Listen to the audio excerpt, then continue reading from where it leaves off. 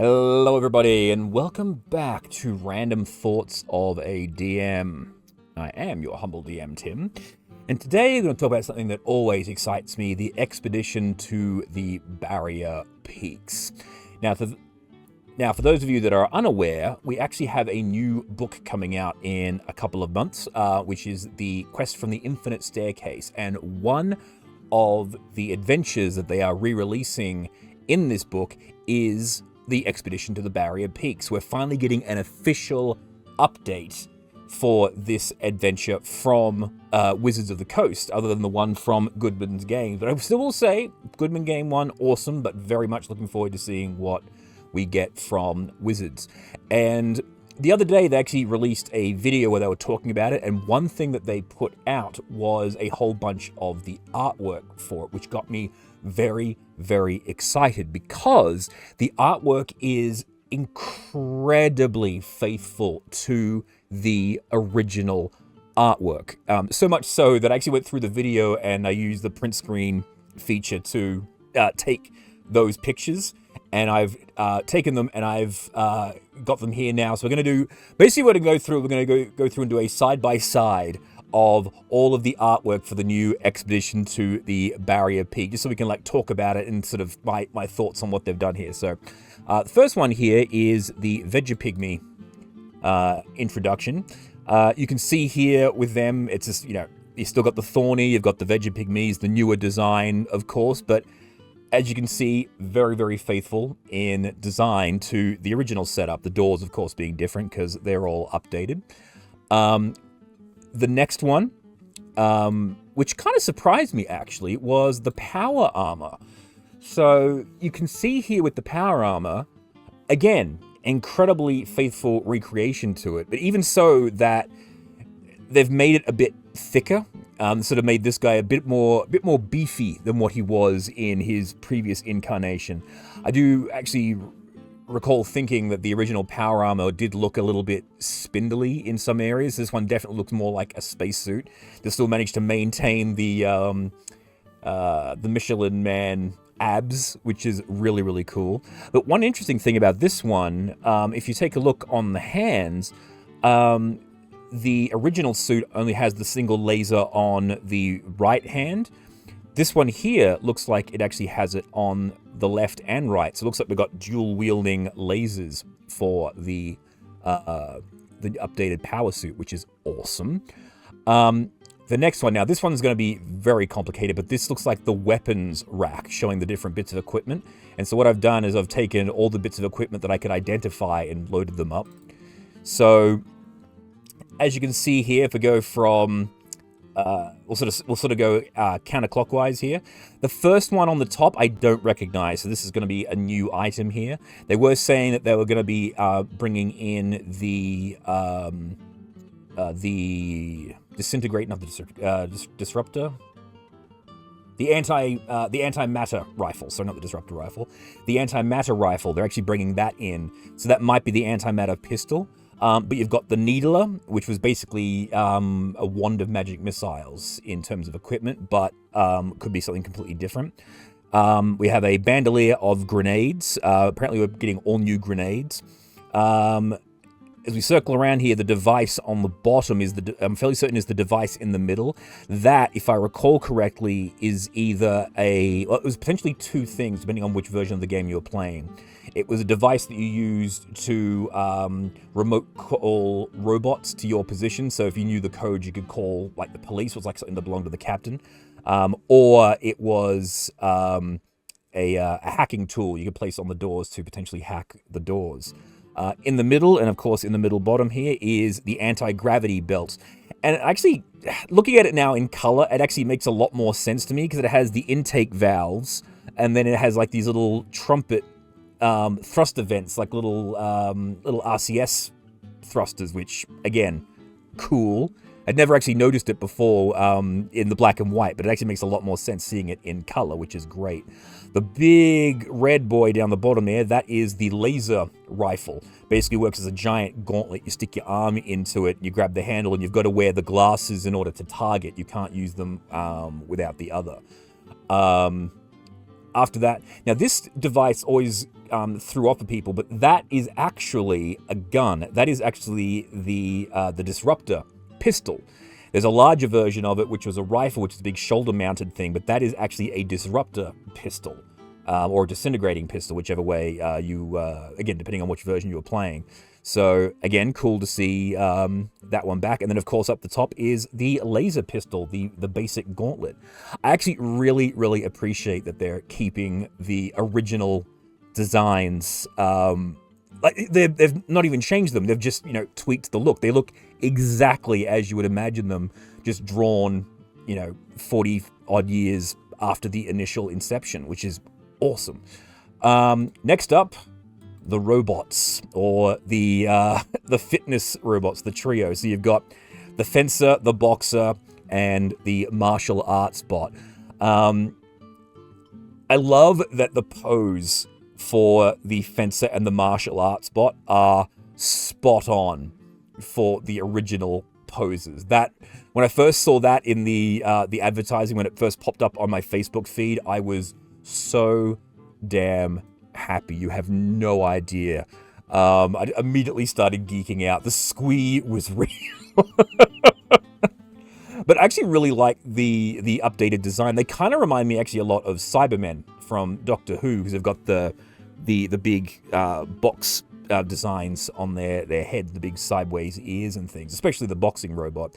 And I love that he's got the bell in the center. Of course, the boxing android in the original looks nothing like that one there, but I appreciate the poses. So again, getting the updates. But again, they do have, you can see the design aesthetic. If you look at the original fencing robot, the big, beefy 1980s style sci-fi shoulder pads, these guys have got those as well, which, again, fantastic. These people really paid attention. Next one is actually a bit of art, was part of the, it's actually in the adventure normally.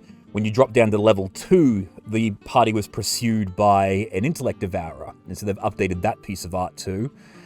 And I'll just let that one speak for itself. It's just great. And again, you can see the updated design, of course, for the interior of the ship. Because one of the things that we're actually getting now as well is there is, according to the website, part of the plot line is that there is an AI onboard ship that actually gives the party missions to go on. So, and if you look at the top left-hand side, that little skull shape on the screen, there's another bit of art that I'll post up here now. There's no comparison artwork for this, but I'm fairly certain that is actually the artificial intelligence, or maybe even the core, because you can see it has the little claws on it, and two of the claws are sort of stuck together like they're fretting. And so I think this might actually be the AI that the party is working for. We're now moving further down. This one here, I am fairly certain, is the disgusting plant, or the terrifying plant. There's a plant in the Arboretum that is just supposedly, like, it has a horrible smell, but it's actually telepathic, and it tries to make you feed it, or draw you closer to actually hurt it. I'm fairly certain that's what this plant is. So that's why I've got it side by side here, because it seems to be the most comparative, especially with when you're looking at like the plants on the very thin stalks. But again, I could be wrong, but that was my assumption as to what this one is here. Of course, everyone's favorite tentacled frog, the Froghemoth. Here he is standing on his original bridge and his updated bridge. Don't really need to say more about this one here, but this one definitely looks a lot more terrifying. I mean, the original Froghemoth always looked a little bit goofy, but when you actually see this thing brought into the more modern depictions, it's always looked incredibly nasty. Of course, hanging out in the Arboretum is my favorite mimic. Let's call it a mimic, because that's kind of what it is. This is the biological mimic, the wolf in sheep's clothing. Now, in the original, you can see, I love how cute this thing looks. In the original looking of it, it's just known as like the bunny on the stump. And again, when you look at this thing, you're like, oh, cute little bunny, but you can still see the eyes sticking up out of the ground, as you can with this piece of art as well. So the bunny and the stump and everything is actually one giant, well, not giant, it's, you know, relatively large creature, but still, and it lures people in and then, wow. So it does the equivalent of what a mimic does, but in a plant-based camouflage. Next up, we have the different robots, which is great. Now, I don't know whether I've got this right, but this was my assumption. So on the right, from top to bottom, you've got the security bot, then the maintenance bot, and then the worker bot. So you've got the one that's designed to do all the heavy lifting. Now, I'm looking at these different designs here. It's kind of difficult to tell, because the green one could very easily be the replacement for the worker bot. The blue one, if you actually have a look at its tentacle design, could very easily be the security bot. And of course, the red one could easily be a maintenance bot. So I've put these in the order that seem to make some sense to me, but again, just looking at the different comparison, I'm a little disappointed they didn't keep at least the security bot design. But I really do like the updated look for the robots. I think they are really, really cool. And I've actually seen that there is a miniature for the red robot. It doesn't list as to what it is, but I saw that up on Mini Gallery. And yeah, I'm really looking forward to getting the box for these. Next up is actually the map. Now, one thing they also said, which is kind of interesting, they have reduced the size of the map. So, and apparently the order is quite different as well, because if you look at this bit of artwork here, you could actually see that you are potentially coming in through the roof. So it's actually, in the original story, or the original idea is that the ship isn't all there. It's actually a section of the ship that was discarded in order to protect the rest of the crew, because the ship was being infected by the plague, which was creating the Vegapygmies. So it looks like they've gone a different way with this and just made it a complete vessel, which, again, I don't mind updating the storyline. But as you can see, the new map is only 38 squares, 5-foot squares across, whereas the original was 54 squares. So the current one is... the new one is going to be 190 feet across, whereas the previous one was 270. So there's, an 80-foot difference between the different map sizes. A little bit annoying for me, because it means I'm going to have to rebuild the maps from my Tabletop Simulator thing, but I do appreciate the reason why, and the reason being that they've gotten rid of most of the empty rooms. And I will say that this ship, and if you look at it here, look at the one on the right here, where it says 11, 11, 11, 11, 11, 11, 12, 12, 12, 12, 12, 12, 12, 13, 13, 13, all that sort of stuff. You can see that everywhere where it is literally just blank, there is nothing in any of those rooms. There is nothing to explore. So I understand why they have made the map smaller. I'm actually curious to see how that's going to translate to the lower levels, but again, we'll have to wait and see. But I am very, very psyched.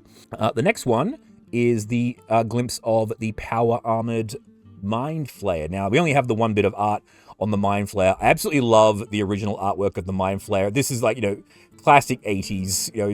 It's like a sci-fi with the big shoulder pads, dealing with your He-Man style things. But you've got the new design, and they've kept a lot of the original design elements from the original one in there. As you can see, it's got the big shoulder pads, and it has the big hip bags and everything like that. So it still has the same basic aesthetics. But one thing that made me laugh when I first saw the artwork for the new Mind Flayer is this, because I actually designed a version of the Mind Flayer for Tabletop Simulator using Hero Forge, so that I could actually have a physical miniature for it in digital form. And the similarities, again, because I'm using the same design basis from them with the shoulder pads and things like that. But I love that it's almost like they've taken inspiration from the pieces that I used when they created the new version.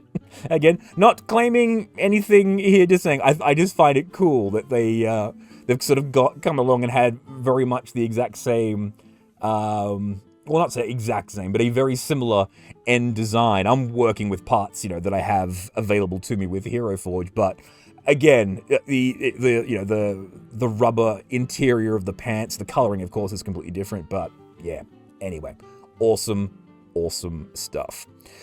So yeah, that's all I really wanted to talk about. I just wanted to show off the different comparative artwork, and just because I'm hyped. I'm really looking forward to this one, if you can't tell.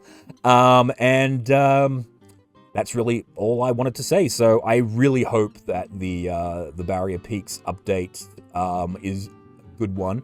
I haven't really paid any attention to any of the other stuff that's coming out. I just saw the Barrier Peaks and went, yep, buying it, mine. Say no more. You had me at Barrier Peaks, basically.